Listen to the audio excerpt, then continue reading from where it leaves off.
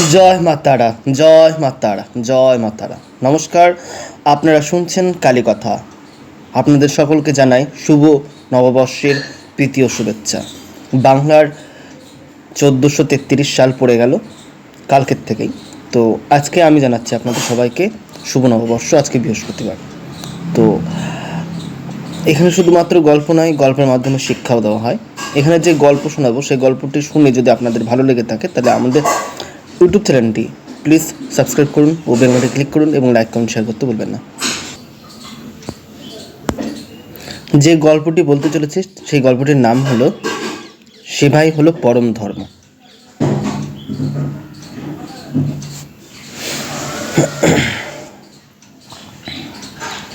এটি একটি এমন এক মানুষের গল্প যে কিনা তার সেবার জন্য, মানে এক সন্ন্যাসী সেবার জন্য সে তার নিজের প্রাণ অবধি দিয়ে দিলেন। গল্পটির মাধ্যমে এটাই বলতে চেয়েছে। তো গল্পটা কি আগে সেটাই আমরা শুনে নিই।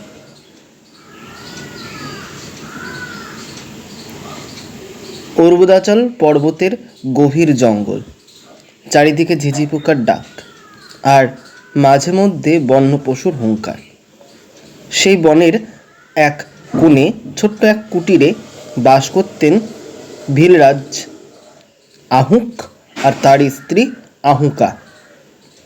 নুনান্তে পান্তা ফুরানোর সংসার হলেও তাদের হৃদয়ে ছিল দেবাহিদেব মহাদেবের প্রতি এক পাহাড় প্রমাণ ভক্তি।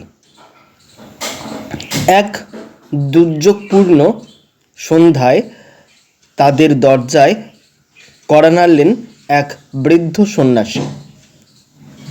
জীর্ণ শীর্ণ, চোখে মুখে ক্লান্তির ছাপ।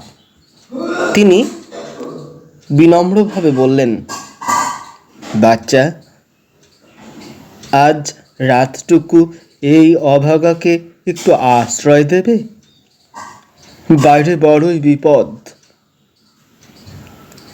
আহুক পড়লেন মহাসংকটে। কুটিরটি ছিল এতটাই ছোট যে সেখানে বড়জোর দুজনা শোয়া যেত। আহুক ভাবলেন, আমি গৃহস্থ হয়ে সন্ন্যাসীকে বাইরে রাখব?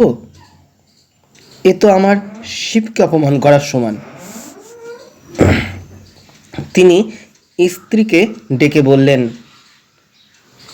তুমি আর অতিথি ভেতরে থেকো, আমি বাইরে দরজায় পাহারায় বসবো। মহাদেব সহায় থাকলে আমার আর কেউ কিছু করতে পারবে না।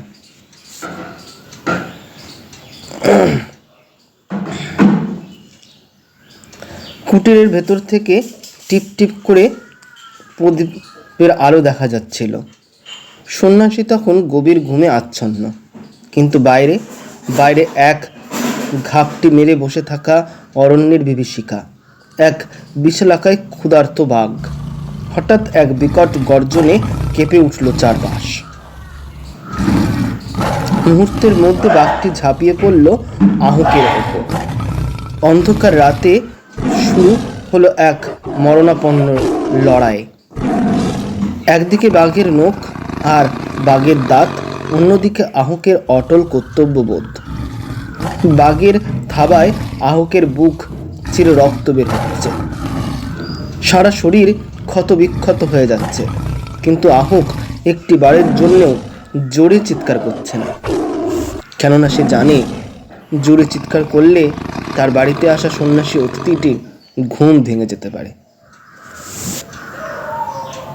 নিজের রক্তে ভিজে যাওয়া মাটি আঁকড়ে ধরে আহুক শেষ নিঃশ্বাস পর্যন্ত লড়াই করে গেলেন। বাঘটি তখন তাকে ছিঁড়ে খাচ্ছে। তখনও আহুকের ঠোঁটে ছিল শুদ্ধ একটি নাম, ওম নমঃ শিবায়, ওম নমঃ শিবায়, ওম নমঃ শিবায়। তিনি নিজের জীবন দিলেন, কিন্তু অতিথির গায়ে একটাও আঁচড় লাগতে দিলেন না।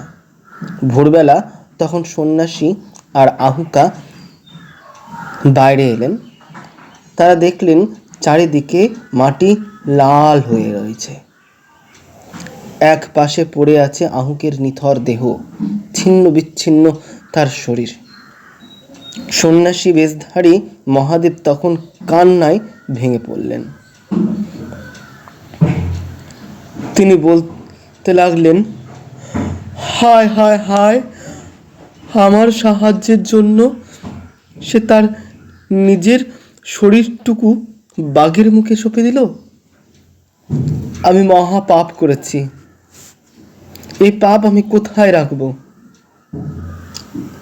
আহুকা মানে আহুকের স্ত্রী তখন স্থির হয়ে দাঁড়িয়ে চোখের জল মুছে তিনি শান্ত গলায় বললেন,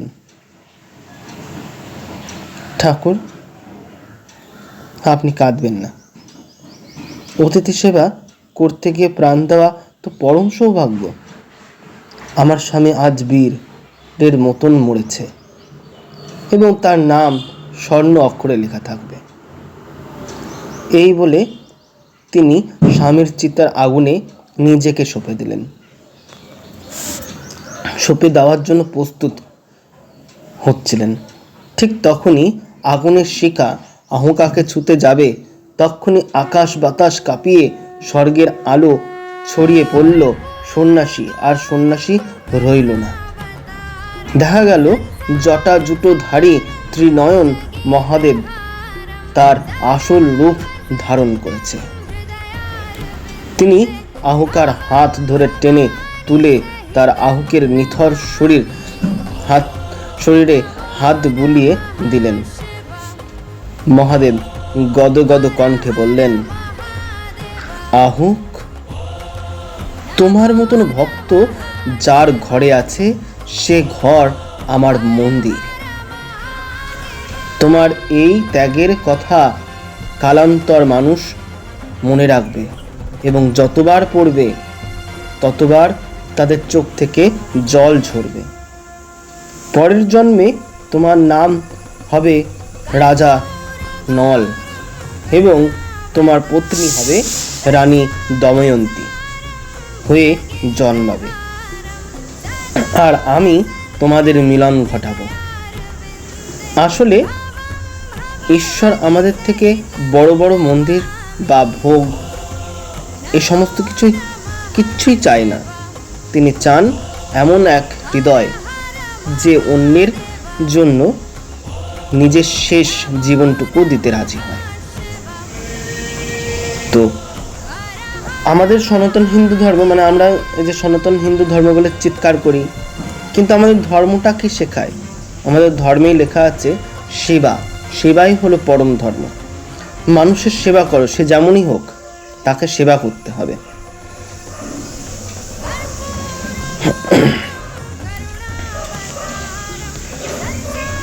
জয় মা তারা, জয় মা তারা, জয় মা তারা। নমস্কার।